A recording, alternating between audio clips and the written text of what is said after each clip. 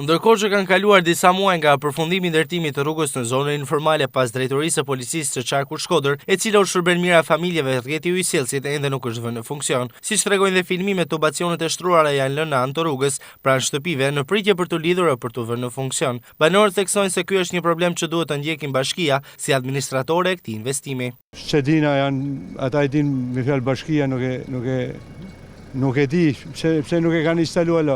Pa kena pas tubin e vjetër, pa ka keni pa mjaftueshëm. A kupton, kena pas ujë tan me pompa a kupton, nuk ka mjaftuar me fjalë. Sidomos verës është shumë problem. Po tashmë si janë vat tubat, ata punë çështje kohet mund të jetë se duhet lidhet. Tubacionet janë zonë janë të lënë secilit e për shtëpia, çdo shtëpi ka. Po pse si kanë lidhur atje?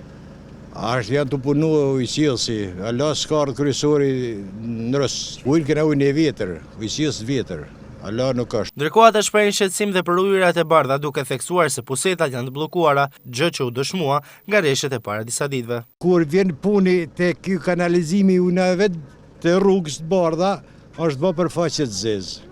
Pesh një vetë mbrapa neshti është humur, rruga është të riparuar.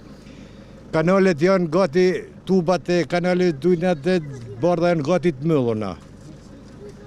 Ape pusetri tu shife, tubi është dhe në gjysë i kështu me, ma tepër se gjysë me zhavër.